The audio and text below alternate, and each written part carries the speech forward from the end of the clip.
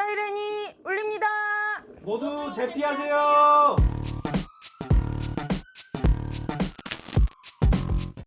(4월 7일) 재보선 선거 이야기입니다.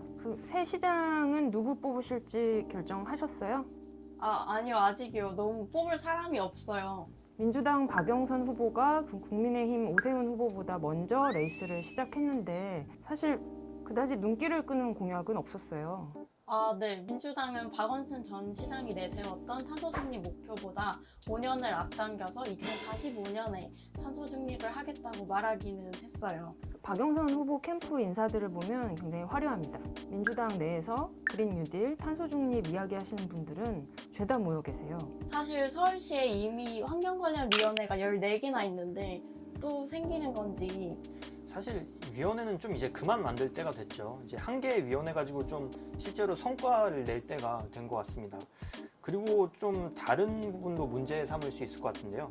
김성환 의원께서는 사실 최근에 기후운동 단체들이 진짜 강력하게 좀 맞서 싸운 그 가덕도 신고항 특별법을 대놓고 이렇게 찬성하신 분이잖아요. 그 전까지는 약간 뭐 기후 전도사 그런 걸로 좀 많이 알려져 있었던 것 같은데 이번에 사실 왜 그런 식으로 좀 발언을 하셨는지 저는 좀 이해가 되지 않습니다. 전기 비행기를 좋아하셔서. 전기 비행기. 그 전기는 대체 어디서 나오는 건지 네, 그런 점들이 좀 미심쩍네요. 네. 지금이 기후위기고 대책이 필요하다 이 선언은 지난해 거의 대부분의 도시가 이미 끝냈죠.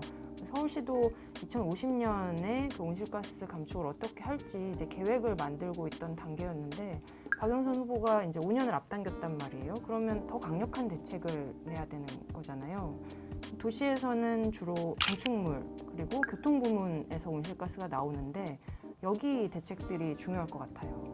네. 그런데 건축 부문 공약을 보면 제로에너지 빌딩 의무화나 친환경 보일러 교체 같은 그 본래 서울시에서 추진하던 사업을 그대로 가지고 왔어요. 말씀하신 것처럼 온실가스의 상당 부분이 건물 부문에서 배출되는데 노후 건물을 그린 리모델링 하거나 그런 강화하는 대책 없이 오히려 5년 내에 30만 호의 아파트를 짓겠다고 하고 있어요.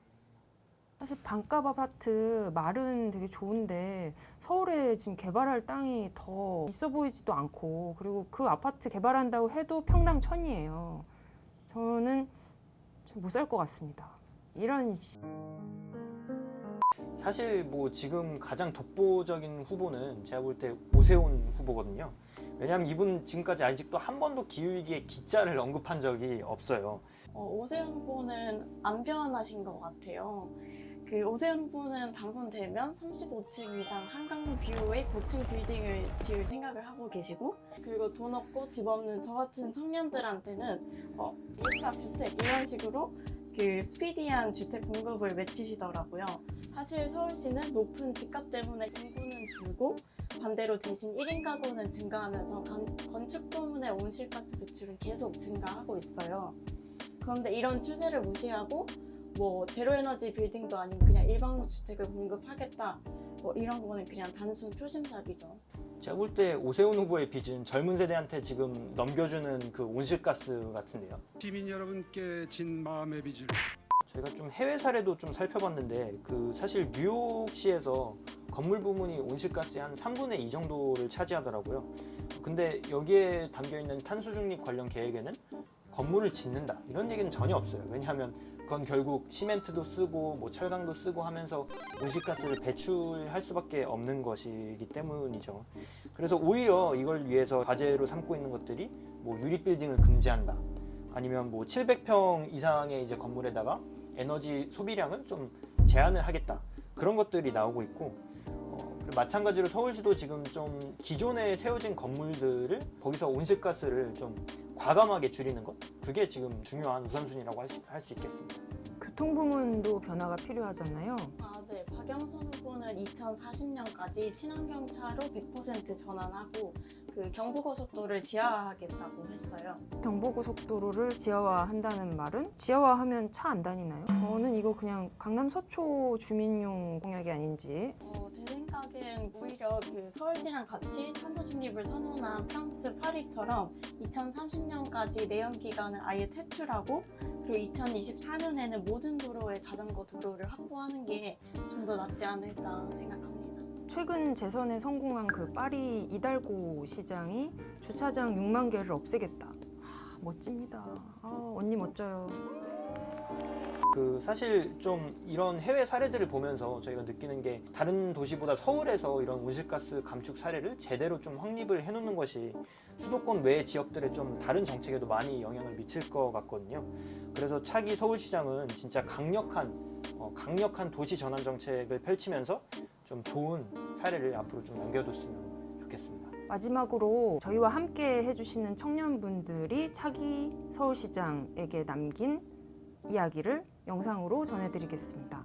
남은 일주일 동안 청년들의 마음을 움직일 수 있는 공약을 해주시면 뭐 그쪽으로 투표를 할 수도 있죠. 그럼 선거 결과 모두 함께 잘 지켜보시면서 저희는 또 뵙겠습니다. 또 봐요. 다음에 봅시다.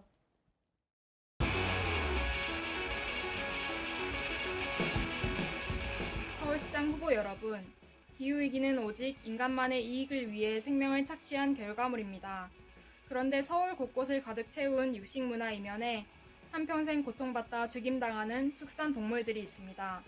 서울의 탈육식을 선언하고 동물 권리를 보장하여 인간 중심주의, 기후위기 악순환을 멈춰주세요. 존경하는 서울시장 후보님들, 공공주택 공급 정책도 중요하지만 내 삶이 행복한 서울, 시민이 주인인 서울을 위하여 기후위기 대책, 쓰레기 대란 대책에 대한 해결책을 간절히 부탁드립니다. 어제 서울시장 토론회를 봤어요. 봤더니 되게 후보들의 기후변화 공약이 굉장히 부실하다는 생각이 들더라고요. 네, 너무 기네요. 박영선 후보는 수식정원으로 산소를 공급해서 기후위기를 막겠다는 얘기를 하질 않나. 오세훈 후보는 서울시에 이미 많은 산이 있다고 괜찮다고 하질 않나. 정말 안타까운 수준이었습니다. 작년 여름에 한강이 불어나서 많은 시민들이 피해를 봤던 기억들이 다들 있으실 텐데요. 기후위기를 막기 위한 시장이 꼭 당선됐으면 하는 바람입니다. 부동산 공약은 이미 포화 상태인 서울을 더 꽉 차게 만들겠다는 내용만 있을 뿐 대규모 개발 사업 시 온실가스 총량 규제 방안에 대한 언급은 전혀 찾을 수 없었습니다. 친환경 도시, 탄소 중립을 이야기하지만 자동차 중심 도시에서 걷기, 자전거, 친화 도시로 중심을 이동하겠다는 말도 없습니다. 4차 산업혁명 등을 언급하며 이전의 공약을 답습하는 것이 아닌 정말 탄소 중립을 목표로 기준을 바꾸는 공약, 시민의 일상과 연결된 공약을 이야기하는 후보를 원합니다.